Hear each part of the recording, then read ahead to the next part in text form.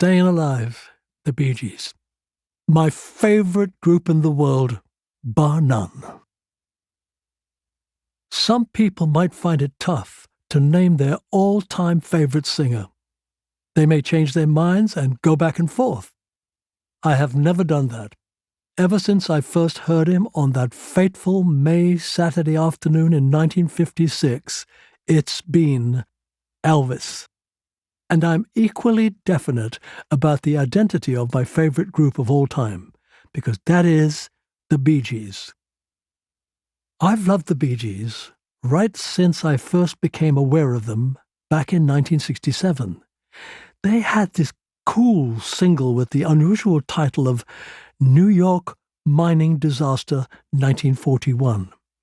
Then, later that year, they had a terrific #1 smash with a song called Massachusetts, and they were both astonishing. The Bee Gees arrived fully formed. Before they broke through, the Gibb brothers had been singing together for years, and it showed. Their records were so precise and honed that it was miraculous. They didn't have the slightest flaw. It was pop perfection, and it got me right from the off.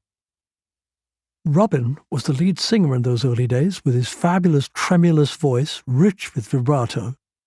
Barry and Morris also both had pitch-perfect falsettos, and the sound they conjured up was out of this world. The production on their records was so immaculate that it appeared to have a glistening sheen. From the get-go, my love for the Bee Gees had the same root as my love for the Everly Brothers. My passion for harmonies. They took the two-part harmony thing that Don and Phil had perfected and broadened it into three-part harmonies. It meant more things to go wrong, but they never did, and they were never out of tune.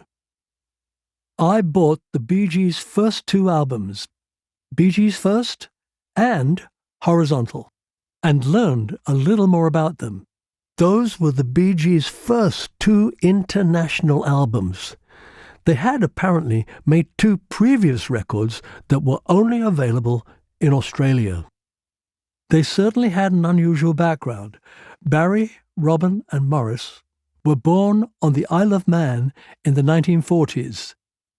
Their family then moved to Manchester, and the boys formed a skiffle band, the Rattlesnakes.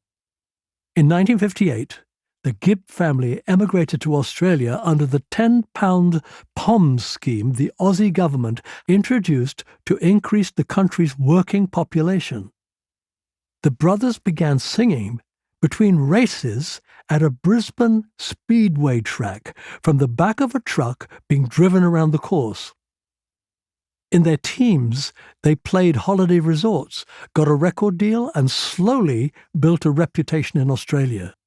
If you search YouTube, you can find ancient footage of the three of them sweetly harmonizing on a 1960 Aussie TV show. They're so young, yet you still hear the beautiful balance of their voices. They returned to England in 1967 and had their big breakthrough the same year with Massachusetts. They had another great #1 in 1968 with I've Got to Get a Message to You. What a song! Then ticked over until they had their purple patch as part of the mid-70s disco explosion. I enjoyed a lot of the disco acts that were around in those days. It came down to the individual song. If the song was good, I liked it. And dance artists such as Kool and the Gang, Chic, and Sister Sledge had loads of good songs. Another band that I liked were Earth, Wind & Fire. I liked to sing along with Earth, Wind & Fire when they came on the radio, but some of the high notes were beyond me. Their singer, Philip Bailey, had an amazing full-chested falsetto at the top end of his voice. It belonged in the female range. They played in Barbados a while back. I went to see them, and Philip still sounded fantastic. Those guys were cool. But for me, the Bee Gees stood head and shoulders above all of the other dance and disco groups. Those harmonies again set them apart. When I heard Jive Talking and How Deep Is Your Love, they sent shivers down my spine. Wow, angelic doesn't begin to describe their harmonious voices. It's hard to choose a favorite song from that golden Bee Gees era, but I think I'd go with Stayin' Alive. It was just a song where it all seemed to come together. The beat sounded elastic, irresistible. The chorus zinged, and the voices, well, words fail me. Angelic, yeah, and then some. It was celestial. The message of the song also chimes with me. There are times in your life when it feels like the best you can hope to do is to survive, to stay alive. I felt absolutely lost when I had to endure those awful false sex allegations in 2014, but I told myself, I will survive this, and thanks to my faith and the occasional Bee Gees record, I did. The Bee Gees' profile went sky high in 1977, when songs like Staying Alive, Night Fever, More Than a Woman featured on the soundtrack of Saturday Night Fever. That iconic image of John Travolta in his white suit, his finger pointing in the air, was everywhere, and the Bee Gees were just as inescapable. I loved it. The hysteria surrounding Saturday Night Fever passed, as these things do, and the Bee Gees settled down to being quietly excellent in the 80s. They wrote great songs like Islands in the Stream for Kenny Rogers and Dolly Parton, and released the odd, cool single like their 1987 #1, You Win Again. I'd occasionally see the Bee Gees perform on TV. Their harmonies were always as impeccable as on the records. To my regret, I never saw them live. However, I reached out to Barry in 2004. I was recording my Something's Going On album in America, and I asked if he would be willing to do something on it. I couldn't have been more pleased when he invited me over to a studio in Miami. Barry wrote a track for me, I Cannot Give You My Love. He also produced it and sang backing vocals on it. Singing with the Gibb brother? Yes, please.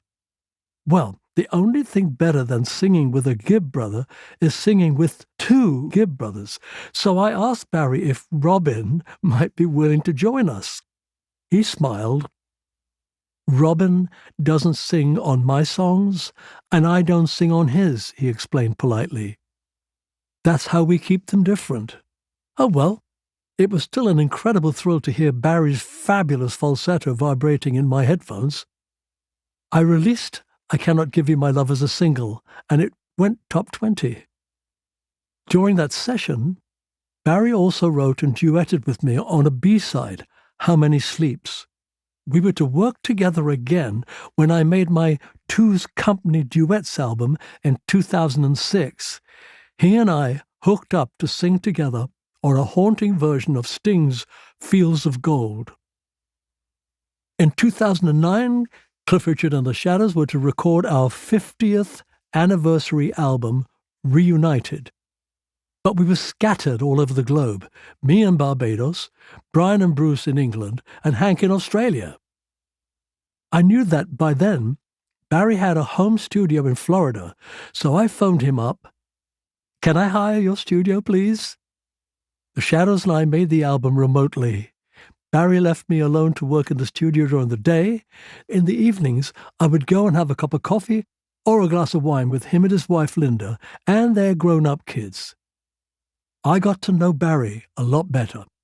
For all of his success, he's such a normal, laid-back, Mancunian via Australia bloke.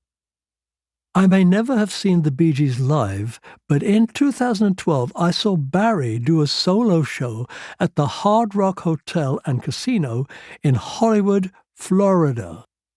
I went with a female lawyer friend, Pat, who was also a Bee Gees nut, and Barry's voice had not deteriorated in the slightest. The whole show was unbelievable. Pat and I had after-show backstage passes, and when I saw Barry, despite having worked with him and knowing him quite well by now, I became a total overawed fanboy. "Hi, Barry, now I know why I think the Bee Gees are the best band in the world," I gabbled at him. Whenever anyone ever says anything like that to me and about me, I'm always tempted to joke, "Thank you, you have terrific taste." "Yes, me too," squeaked an equally excited Pat. Sadly, not all the Bee Gees survive. Morris had a heart attack and died in 2003. Robin passed away in 2012. On my short, open-air tour of British landmarks such as Lincoln Castle and Greenwich Old Royal Naval College in 2017, I sang one of Robin's songs, "Don't Cry Alone." I found it very emotionally affecting. Seeing so many great music artists of my generation and younger pass away is poignant for me. Well, that's just the age I am now. Even I will go at some point, although who knows when that will be. All you can do is, as they say, keep calm and carry on, and if you're like me, make a joke about it. Well, whatever age I go at, the Bee Gees will be my favorite band until the end. Because of that, I'm delighted to learn a biopic movie is currently being made about their life and career. It should be tremendous. Sir Kenneth Branagh has been involved in the filming, and Barry Gibb is executive producer. I can't wait to see it, but I've got to get a message to Barry, or to anybody else involved in the movie. Please use the Bee Gees original music. As I said, film is forever. Don't ask three actors, however good, to reproduce the best harmonies in the history of pop, because no matter how hard they try, they won't be able to match the vocal sound of the Bee Gees. But I'll still go along to see it,